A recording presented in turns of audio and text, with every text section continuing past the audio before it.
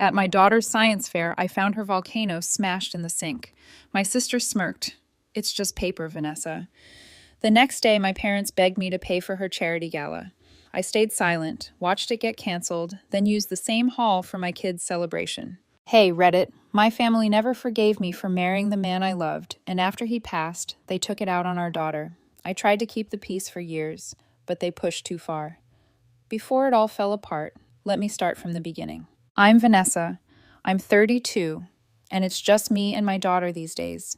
We live in a small two-bedroom apartment above a laundromat.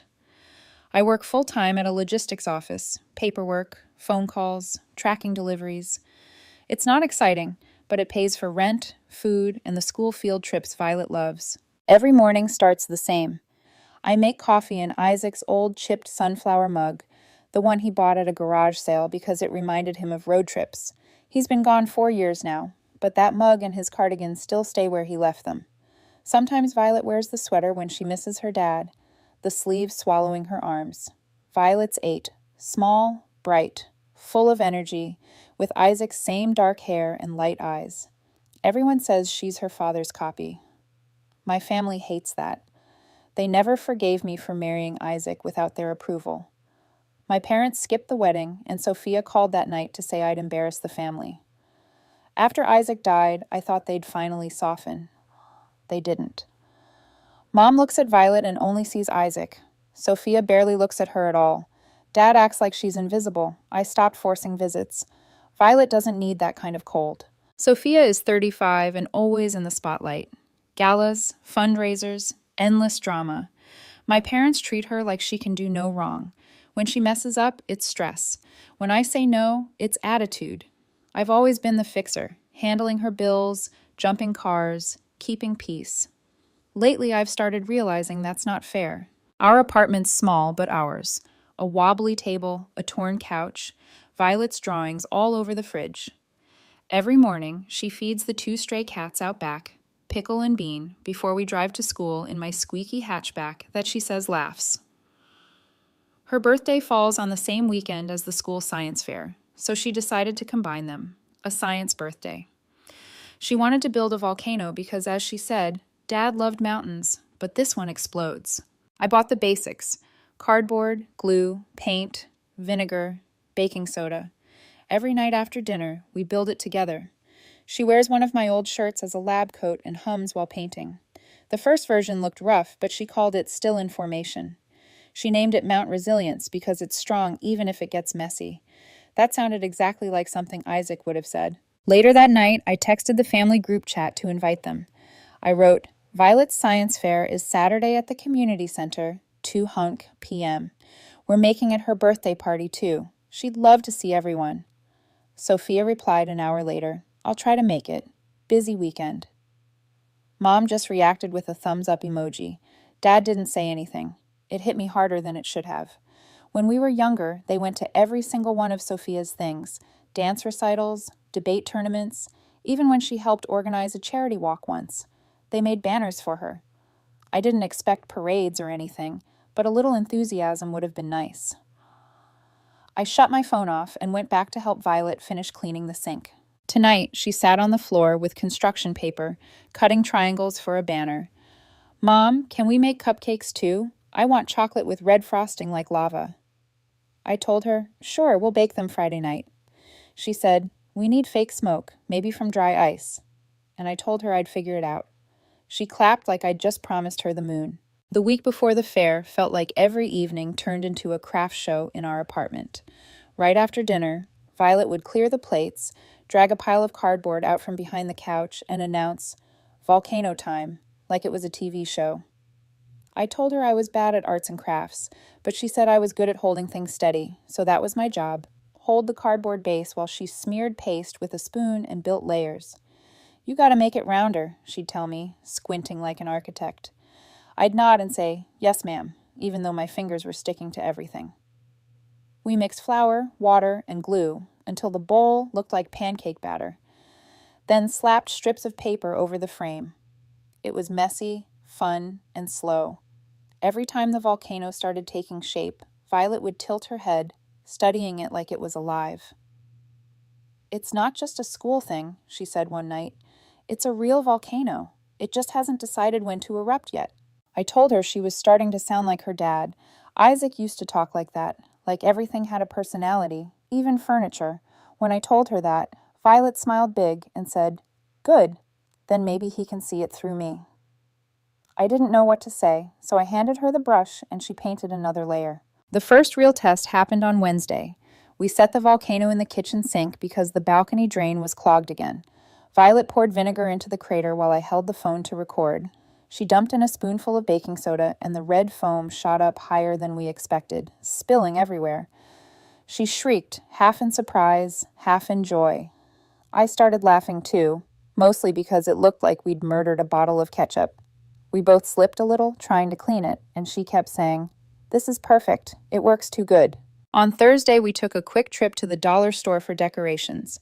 Violet picked everything bright and mismatched: red balloons, orange paper banners, plastic cups with cartoon volcanoes on them, even though they were from some leftover summer theme.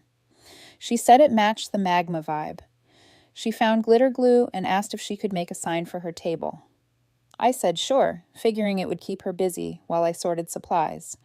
That night, she sat cross-legged on the floor, tongue poking out the side of her mouth as she wrote. When she finished, she held it up proudly, Volcano Squad, each letter outlined in silver sparkles. "We're a team," she said. "Me, you, and Dad, the squad." I don't know why, but that hit me in the chest. Friday was for finishing touches. We added brown paint to cover the newspaper lines and brushed orange streaks down the sides to look like cooling lava. Violet suggested using her old nightlight under the volcano to make it glow. We tried it and it actually looked good, so we kept it. I told her it was probably the smartest thing anyone's ever done with a broken unicorn lamp. When it was finally done, we left it on the kitchen table to dry overnight. The thing looked amazing. Not perfect, but alive in a way. Violet circled the table, checking it from every side like a judge on a TV show. "We did it," she said, grinning so hard her cheeks turned pink. "Tomorrow's going to be the best day ever." Saturday morning started early. The community center gym was already packed when we got there, kids running between tables, parents taping posters, and the smell of paint and glue everywhere. I carried the volcano in both hands like it was glass. Violet held the banner rolled up under her arm. She wore her white Volcano Squad shirt we made with fabric markers the night before. She'd written Team Violet on the back in red glitter. She kept bouncing on her toes while I looked for our assigned table. We found our spot near the wall next to a kid who'd built a paper solar system that kept losing its planets. I set the volcano down carefully, double-checked that it hadn't cracked during the drive. It looked perfect under the gym lights. Brown slopes, orange streaks, and that small glow from the lamp underneath. Violet placed her little flag on top and whispered, "Mount Resilience reporting for duty." I laughed, even though I was tired. We'd been up late baking cupcakes and cleaning the paint mess. She was still full of energy. I helped her tape the banner to the front of the table. She arranged her materials: vinegar bottle, food coloring, baking soda, and plastic cup, just like she'd practiced. Parents started walking around looking at the projects. A few stopped at ours, smiling and telling Violet how creative it was. She stood tall, explaining how the eruption happens because of a chemical reaction. One lady said she sounded like a real scientist, and Violet grinned so big I thought her face might split. I was carrying a box of juice boxes and paper plates to the snack table when Sophia showed up. Late, of course. She walked in like she was arriving at a red carpet, sunglasses still on inside the building, holding a big fancy iced coffee. She had a gift bag in one hand that looked untouched. "Wow," she said, looking around. "So this is it?" "Yep," I said, setting down the box. "Kids are having fun." She looked at our table and wrinkled her nose. "You really went all out with the decorations, huh? Dollar store special." I ignored it.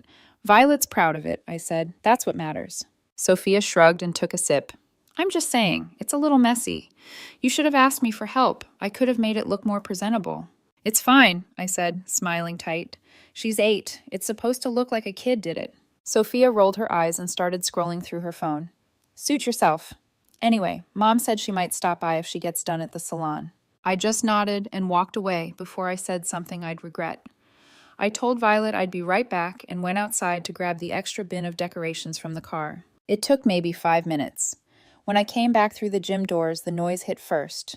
Kids shouting, someone crying near the snack table, a teacher raising her voice to get order. Then the smell hit me. Vinegar and paint, strong and sour, like something had exploded. I set the bin down hard and looked toward our table. The banner was half hanging off, one corner ripped. The little paper cups were tipped over, juice boxes leaking across the floor, but the volcano itself, gone. I pushed through a cluster of kids and followed the smell to the back corner. That's when I saw it. The volcano was in the sink, not just broken, smashed. The cardboard was caved in, soggy red foam dripping down the stainless steel like blood. The little flag Violet made was plastered against the wall, sliding slowly into the drain.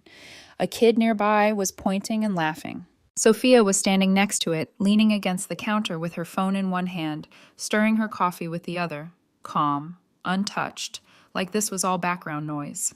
"What happened?" I asked. It came out louder than I meant. Heads turned. She didn't even flinch. "Guess your kid went overboard. It erupted all over the place." She smiled like it was a joke. The smell burned my eyes. Foam splattered the cabinets. Red puddles across the floor. The nightlight lamp under the volcano flickered once, then died with a faint pop. I stepped forward and grabbed what was left, my hand shaking.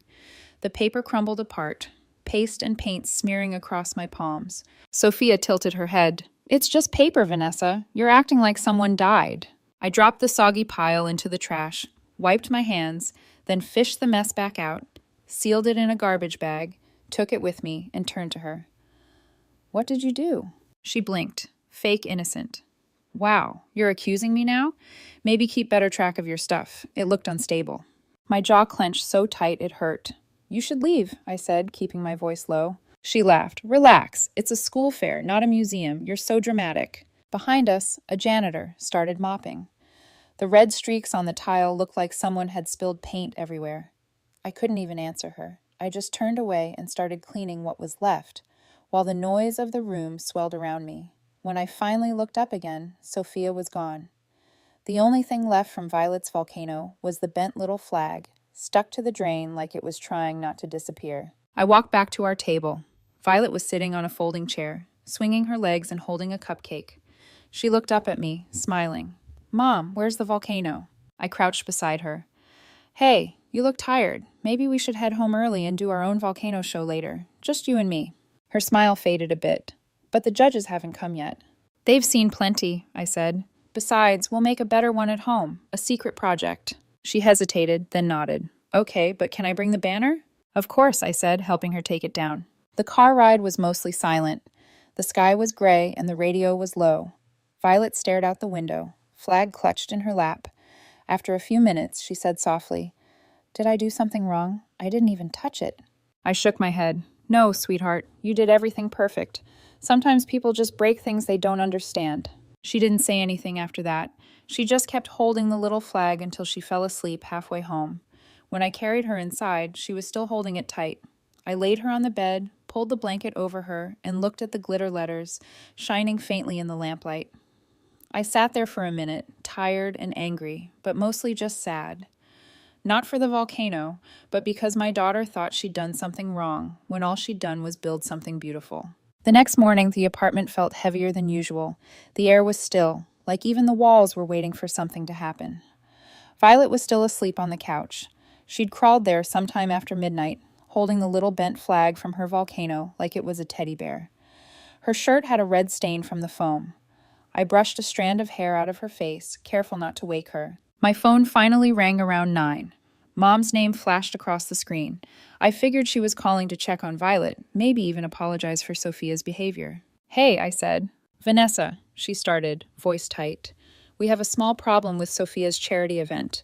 The community center is threatening to cancel if they don't get the rest of the payment soon." It took me a second to realize what she'd just said. "That's what you're calling about?" "I know the timing's bad," she said, ignoring my tone. "But they said they might pull the date if someone doesn't smooth things over. You're good with people. Maybe call them. Explain that the transfer is on the way." I laughed once, dry. "You're serious?" "This event is important," she pressed on. "It's for the hospital fundraiser." I leaned back in my chair. "Mom, Yesterday, at that same community center, Sophia destroyed Violet's project. She humiliated my daughter. Maybe you should call them about that instead. There was a pause, a short sigh. You always make things sound worse than they are. Sophia said it was an accident. Yeah, I said flatly. Sure. Vanessa, please, she said, her voice getting softer, but not kinder. You know how your sister is. She can be careless, but she means well. The venue needs reassurance. If they cancel, it'll look bad for all of us. I'm not calling them, I said. Fine, she snapped, the softness gone. But don't say we didn't try to keep this family together. Then she hung up. I sat there staring at the wall for a while.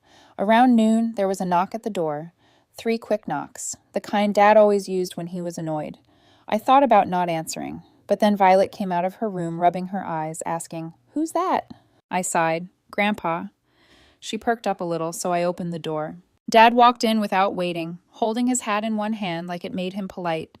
He looked around the apartment, his eyes landing on the half-smashed volcano, still sitting by the trash. He didn't ask about it. We need to talk, he said, setting his hat on the counter. Morning to you too, I said. I just came from your mother, he started. She's upset. The center's threatening to cancel your sister's gala. It's a mess, Vanessa. You could fix it with one phone call. I leaned on the counter. No. He frowned. Don't be stubborn. You've always been the reasonable one. That's code for the one who cleans up after Sophia, right? He gave a slow exhale, the kind that means he's about to say something worse. You think you're the only one sacrificing for this family? That money your sister put down came from us. Well, technically, from the account we opened for Violet. I froze. What account? The education savings, he said casually, like he was telling me the weather. It's temporary. We'll put it back after the gala. Don't look at me like that. It's all family money. My pulse thudded in my ears. You took from my daughter's account to fund Sophia's party.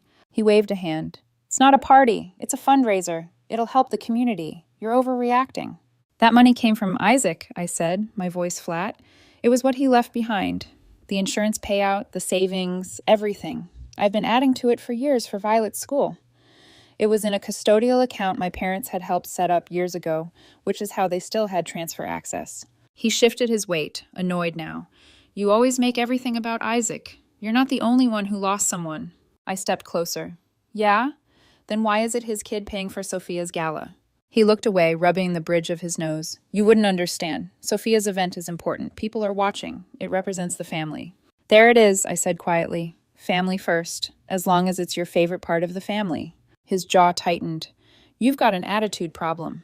That's why people don't call you for help anymore. I opened the door and pointed. You should go.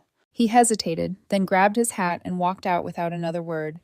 The door shut harder than I meant it to. Violet was standing in the hallway holding her stuffed bunny, wide-eyed. Were you fighting with Grandpa? I knelt down, forcing a smile. Just talking too loud, that's all. She looked past me at the table. Did Grandma take my school money? For a second, I didn't know what to say. Then I put a hand on her shoulder. Don't worry, sweetheart. We'll get it back. She nodded slowly and hugged the bunny tighter. Okay. That night, after she went to bed, I sat on the couch with Isaac's mug in my hands. I wasn't sure if I was angry or just tired, but one thing was clear. I was done fixing things that other people kept breaking. Monday started like every other workday. I got to the office early, poured myself bad coffee, and went straight into emails. By lunchtime, I was staring at the screen without reading anything. I decided to take a break, scroll through Facebook for a few minutes just to zone out. That's when I saw it. Sophia's charity gala post had been shared by about 20 people already. The caption read, "Join us for a night of inspiration and giving, celebrating the future generation." And right under the text was a photo of Violet, my 8-year-old daughter, smiling in front of her science fair volcano, holding the little flag that said, Volcano Squad. They had cropped the background and added their own filter over her head, in bold gold letters, inspiring the next generation. My stomach dropped so fast I felt dizzy. I clicked the picture, zoomed in. It was definitely from the school fair. I recognized the gym floor, even the same paint smudge on her cheek. She must have snapped it while I was hauling the juice boxes before everything went sideways. I didn't even finish my sandwich. I grabbed my phone and texted Sophia, "Take my kid off your ad." She replied a few minutes later, "Relax. It's for a good cause. You're so uptight sometimes." I stared at the message until my hands started shaking. Then I called her, straight to voicemail. I called again. Same thing. I tried Mom next. She picked up after 2 rings. Mom, I said, trying to keep my voice even.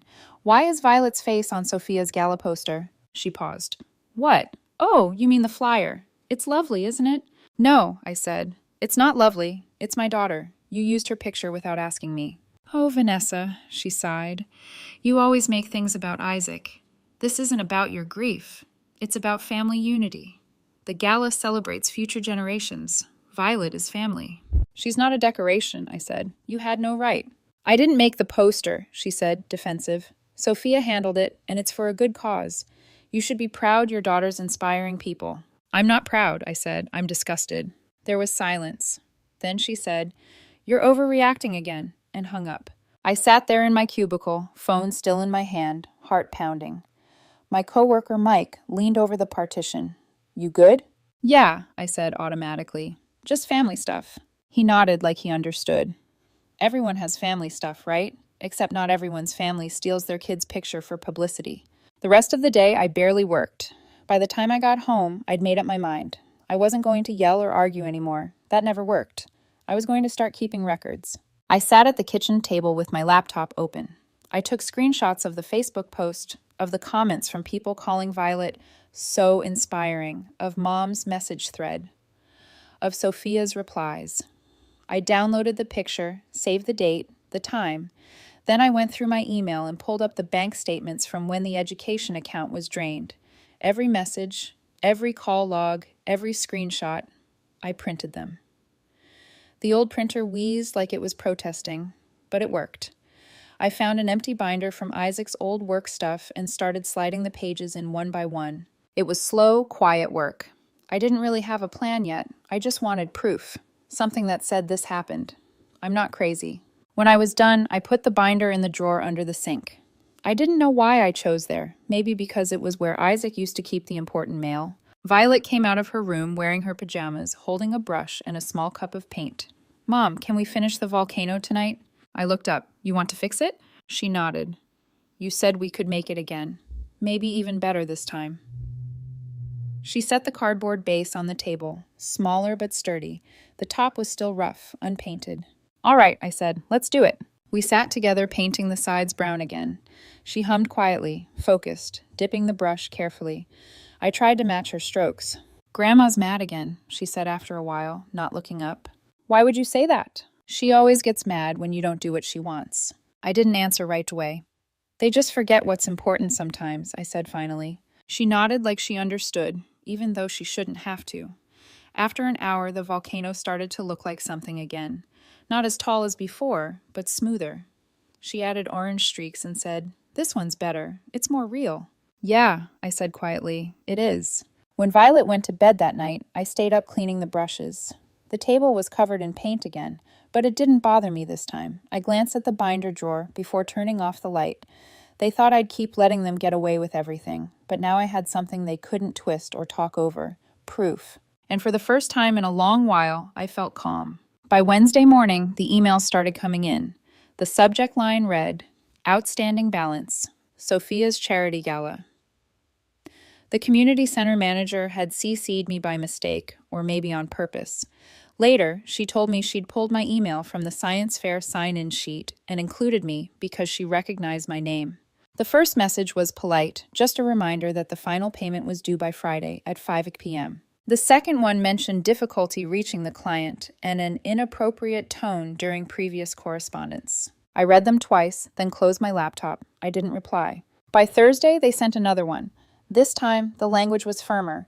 Failure to submit the remaining balance will result in cancellation of the reservation. I could picture Sophia reading that, rolling her eyes, thinking someone would bail her out again.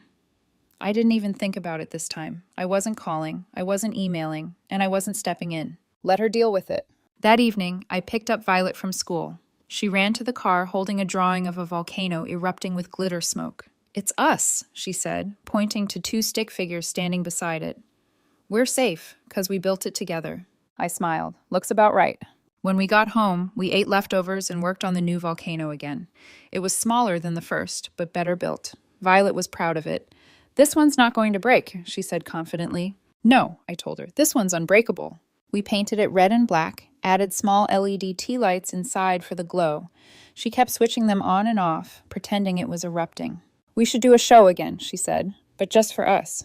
"Maybe," I said. "Maybe for more than just us." The next morning, my inbox had exploded. The manager's latest email had a line that stood out. "We've attempted to contact Ms. Sophia multiple times with no response." I scrolled down and saw her last reply to them, a one-line message that said, "I told you I'll pay when I can. Stop harassing me." I leaned back in my chair, half amused. Same Sophia, entitled "Rude," expecting everyone else to bend the rules. Then came the texts. At 9:17 a.m., "Mom, please, Vanessa, talk to them. Don't let your sister ruin this. You know how hard she's worked." At 10:02 a.m., "Dad, be the bigger person. This isn't the time to hold grudges." At 11:45 a.m., Sophia, "If this gets canceled, it's on you. You could have fixed this in 5 minutes." I didn't answer any of them. Around noon, Mom called. I didn't pick up. Then she texted again. "I hope you can live with yourself if she loses everything." I just turned my phone face down and went back to work. The day dragged on. I could almost feel the tension building through my phone. Each buzz, another plea or accusation. But for once, I wasn't part of it. I wasn't the fixer. I wasn't the backup plan. At 4:57 p.m., my phone started ringing nonstop. I ignored every call. Then at 5:03 p.m., an email notification popped up. Subject: reservation canceled. Event account. Sophia's Charity Gala. I opened it slowly. "Dear Ms. Sophia, as of 5:00 p.m., no payment was received. Per the contract terms, your reservation has been canceled and the deposit forfeited. Community Center Management." I stared at the screen for a few seconds, then exhaled. Not relief, not excitement, just quiet. Then I clicked reply. "Hi, this is Vanessa. I'd like to reserve the same hall and date for a small children's science event. Please let me know if that's possible." I attached my payment information, sent it, and closed my laptop. Violet was sitting on the floor nearby, painting the volcano base again. She looked up when she heard me. "Mom, look, I added tiny rocks at the bottom so it looks real." I knelt beside her. The volcano glowed faintly from the lights inside, the paint still wet but already beautiful. "You're getting really good at this," I said. She shrugged proudly. "You helped." "Yeah," I said, smiling, "but you built it." She added another coat of orange paint. "Can we make it explode tomorrow?" "Tomorrow sounds perfect." She clapped her hands, smudging paint across her cheek. "Mount Resilience 2.0, she shouted. I laughed. "You've got it, kiddo." That night, after she fell asleep, I sat by the window with a notebook. I checked my email one more time. The manager had already replied. "Hi, Vanessa. The date is available. Thank you for your prompt payment. We've confirmed your reservation for Saturday evening. Looking forward to hosting your event." I smiled and closed the laptop again. For years, I'd been the one trying to patch things up, the one covering bills, making excuses, smoothing things over. But tonight felt different. For once, I wasn't cleaning up someone else's mess. The little volcano glowed softly in the dark. I thought about Isaac for a moment, how proud he'd be of Violet, of how much of his spirit lived in that kid. I stood up, turned off the lights, and whispered to myself, "This one's unbreakable." And for the first time, I actually believed it. Saturday came quiet and clear. The day that was supposed to be Sophia's big charity gala belonged to Violet instead. When we got to the community center, the parking lot was half empty, and the air smelled like dust and summer. The manager unlocked the hall for us, smiling when she saw the small banner under my arm. By evening, a few friends and neighbors started arriving. Nothing fancy, just good people. My coworker, Mike, brought his kids. Violet's teacher, Mrs. Carter, came with brownies. Even our downstairs neighbor, the lady who feeds stray cats, showed up with lemonade and paper cups. We hung cheap string lights along the walls, and Violet taped her Volcano Squad banner above the table again. Her second volcano sat proudly in the middle, lights glowing softly inside like it was alive. I'd picked up a small speaker for background music. The place smelled like cupcakes and paint. It wasn't a gala, but it felt right. When everyone was settled, Violet climbed onto a chair, clutching her note cards. "This is Mount Resilience," she said, clear and proud. "It's called that because it came back stronger, just like people can. You could have heard a pin drop." Then she poured the vinegar, dropped the baking soda, and stepped back. The foam bubbled over in glowing red light. The kids gasped and clapped, cheering loud enough to make her blush. She laughed, wide and bright, and I felt something loosen in my chest. When it was over, people crowded around her, saying how creative she was. Mrs. Carter told her she should join the school's science club. Violet kept smiling, eyes sparkling like she'd just saved the world. Later, we passed out snacks. The kids played tag while parents talked. I stood back and watched Violet chase a balloon across the floor, laughing so hard she nearly fell. For the first time in a long time, the noise felt good. We got home late. She fell asleep on the couch, still wearing her Volcano squad shirt, frosting on her cheek. I carried her to bed and tucked her in. Her banner hung crooked on the wall, and I left it there. It belonged there. The next morning, someone knocked. It was Dad. He stood in the doorway, hat in hand, looking older. He didn't ask to come in, just held out an envelope. "It's the money," he said, pressing a cashier's check into my hand. "We hit the bank when it opened. It's time we make it right." I opened it, the full amount from Violet's college account. "Thanks," I said. He nodded. "Let's just move on." "We will," I said, "just not the same way." He didn't argue. He just nodded again and left. A few days later, Mom called and asked to meet us at the park. Violet wanted to go, so we did. Mom was sitting on a bench, holding a paper bag of snacks. She looked tired. When Violet ran up, Mom bent down and hugged her. "I'm sorry, sweetheart," she said. "I shouldn't have let things get so ugly. You remind me too much of him sometimes." Violet frowned. "Of who?" "Your dad," Mom said softly. "That's not your fault." Violet smiled. "Mom says that means I'm brave." Mom's eyes welled up. She hugged her again, and for once, it felt genuine. We stayed for a while, feeding ducks. Mom sat on the bench watching us, quiet. When we left, she waved. It wasn't forgiveness, not really, but it was something. A few days later, I took Violet to the hardware store. She was already planning next year's Volcano, bigger and stronger, she said. She picked PVC pipes and bright red paint, humming the whole time as she pushed the little cart down the aisles. At the checkout, she looked up at me and said, "Next time we should make 2, one for me and one for you." I smiled.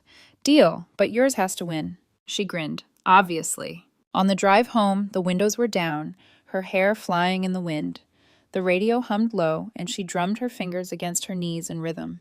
For once, there was no noise from the family, no guilt waiting in my phone, just peace. That night, I stood on the balcony while the laundromat hummed below. The city lights blinked like small fires in the distance.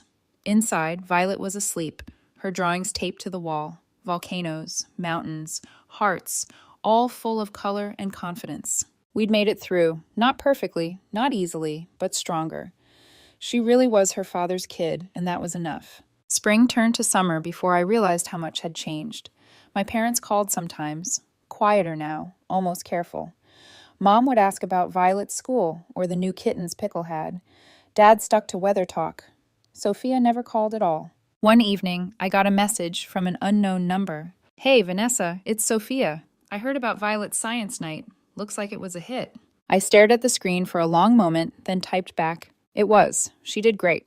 A minute later, 3 dots appeared, then disappeared. No reply. And that was fine. Some silences don't need to be broken. Life slipped into something steady. I switched departments at work. Same company, better hours, so I could be home in time for Violet's art club on Thursdays. We started saving for a small weekend trip to the mountains, the kind Isaac always dreamed about. Every morning, Violet still fed Pickle and Bean before school. The cats had become family, always waiting by the stairs when we came home. Every evening, she'd tell me a new fact she learned about volcanoes, like how even dormant ones still breathe. One night, after she went to bed, I found her notebook on the kitchen table. The cover was painted with red and gold streaks. On the first page, she'd written in big letters, "Mount Resilience. Chapter 2. Things that don't break, they just grow." I ran my fingers over the words, smiling. She was 8, and somehow already wiser than all of us. In late summer, the community center reached out again. The same manager emailed me. "Hi, Vanessa. We're organizing a local heroes event for the kids' summer program." Violet's project really inspired a lot of people. Would she like to do a demonstration for the younger students? I read it twice, then showed Violet after school. Her eyes went wide. "Like for real? Me teaching?" "Looks like it," I said. She grinned so wide her front tooth gap showed. "Then we have to make a new volcano, one that sparkles." And we did. For a week straight, our apartment looked like a glitter explosion. There was glue on the table, flour paste in the sink, and cardboard stacked in corners. But when she stood in front of a small crowd of kids that Saturday, explaining how baking soda and vinegar created a reaction, I thought Isaac would have been proud enough to cry. After the eruption, the kids cheered, and Violet laughed so hard she almost dropped her notes. Mom came to that one. She stood at the back, hands clasped, tears in her eyes. When it ended, she hugged me. Not the polite kind, but a real one, shaky and full of something like regret. Isaac would be so proud, she said softly. I know, I whispered. Then she smiled at Violet, and so am I. Violet waved her little glitter-covered hand, and Mom laughed. For the first time in years, it didn't sound forced. A few months later, I found an old video on my phone, one Isaac had taken years ago. He was laughing behind the camera while I tried to put together a bookshelf. Violet, barely a toddler, was sitting on the floor, chewing on a plastic hammer. Look at my little builders, Isaac said in the video. You two can fix anything. I sat there watching it on repeat, tears blurring the screen until the image turned into light. And I realized, in some strange way, he'd been right. We did fix things, not perfectly, not neatly, but with glue and love and a lot of paint under our nails. That fall, Violet's school hosted a new science showcase. She called her project the Phoenix Volcano. When her name was announced as the winner, she looked straight at me, eyes bright with disbelief and pride. I clapped until my hands hurt. After the ceremony, Mrs. Carter came over and said, You know, Vanessa, you're raising a remarkable kid. I smiled, watching Violet spin around in her medal. She's the one raising me, I think. That night, I tucked Violet in. She was still wearing her medal, eyes half closed. Mom, she murmured, do you think Dad, like my first dad, can see us? I brushed her hair from her face. I think he never stopped. Violet smiled, drifting toward sleep. Then he knows we built it again. Yeah, I whispered. He knows. I turned off the lamp and stood in the doorway, listening to the steady sound of her breathing. The world outside was quiet, peaceful. For years, my family tried to make me feel like I'd built something wrong, like love, grief, motherhood were volcanoes waiting to explode. But standing there in that dim light, I realized they were right about one thing. Some eruptions don't destroy. They clear the way for something new. I walked back to the living room, past the latest cardboard mountain on the table, still half painted. I touched the side, careful not to smudge it. Mount Resilience, version 3. Still standing, still glowing. And so were we.